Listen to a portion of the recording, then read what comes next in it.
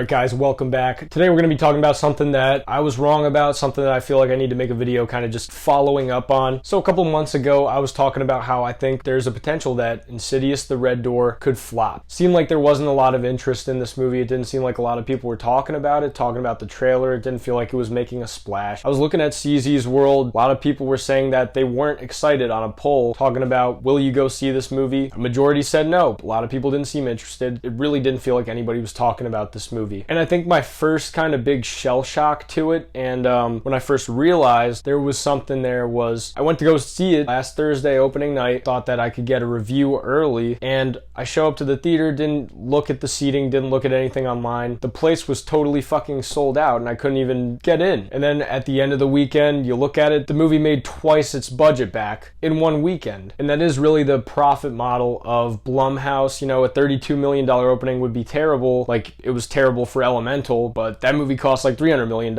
and Insidious cost like $15 million. It's that horror movie classic model of low cost, high return, but even then, that's still just a pretty decent chunk of change. Definitely a hell of a hit, and that pretty much guarantees that we're going to get more Insidious movies, even though we already have that spin-off coming down the pipeline, but still, that is a huge hit. That's a great success, a huge win for horror movies. It also just kind of shows that horror movies are definitely a saving grace to Hollywood. We're seeing right now The Flash totally flop, although I'm sad about that. Indiana Jones totally tanked. So many big tentpole Hollywood big budget movies are just completely tanking. I think it's just too much, and in my diagnosis with what I think is going on here is, number one, this is a PG-13 horror movie. Teenagers are gonna flock to it. That's something that I really didn't count on, is that teenagers are totally gonna flock to this movie. They're gonna show up. Maybe they'll play on their phones the whole time, but still, something to do. That's just a very common thing, and looking back to when I was in high school, that's what the Insidious movies were. There are movies where you get a big group of friends and go and see it together, and that's what I think that the audience that this movie attracts. They're not chronically online like someone like me. They don't pay attention to all this stuff. They don't pay attention to the inner workings of Hollywood and movie buzz and all that stuff. So that was just a demographic that I completely neglected to think about with thinking that this movie could potentially flop. And then on top of that, Insidious was just counter programming. It was completely different from anything else that we're getting at the moment right now. We're getting these superhero movies, these big animated movies, action movies, all this other shit, summer blockbusters out the ass. So many options to pick from, Transformers, you name it, just so many different things coming out, and we get a little horror movie that slinks in. I guess I wouldn't call this a little horror movie. It's a big horror movie, part of a big franchise, but it still just has its own niche carved. It has nothing competing against it, and it was able to capitalize on that and just make a huge return on that. I'd say the last big horror movie to come out was probably Boogeyman, and that movie is well out of theaters. That came out beginning of last month, and I think that movie was also pretty profitable. You just can't ever underestimate these PG-13 horror movies and the turnout that they'll make. They always just somehow make a profit, and I don't know, I guess I just didn't see how this franchise was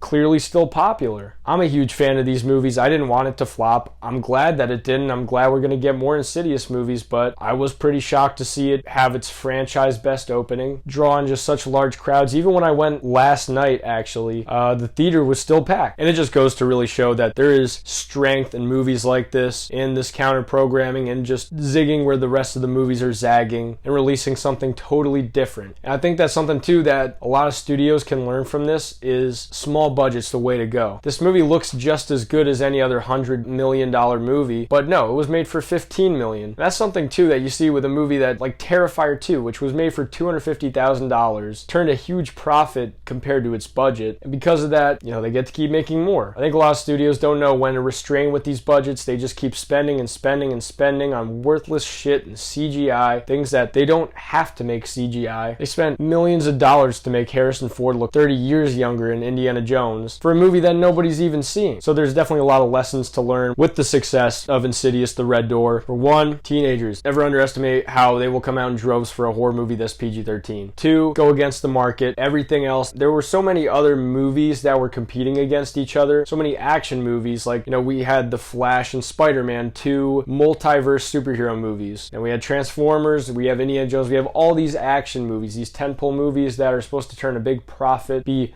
big events, but when you have a big event every weekend, everybody grows numb to it and nobody really gives a shit. And then third, with this, it's just low budget, high return, keep things on the cheap. You could still make it look good. There's still a way to make it look incredible without having to break the bank. I think that's what Blumhouse does so well, and that's why they're so profitable. They make these cheap ass horror movies that make money out the ass, and they don't even really need to churn that much of a profit. Insidious 5 is not going to make nearly as much as even The Flash, but the problem with The Flash is it costs $220 million to make. It costs $205 million less to make Insidious. So even if it makes $100 million, that's a gigantic success in the movie's book and for Blumhouse. But overall, those are just my thoughts. Kind of wanted to make a video about why I was wrong about Insidious flopping, despite what I perceived as a lack of interest in this franchise. But let me know what you guys think in the comments. I'd love to hear. Let me know what your thoughts are. I'm GM Light. I have reviews for all the Insidious movies. Link them right here. I'm GM Light. Have a good one.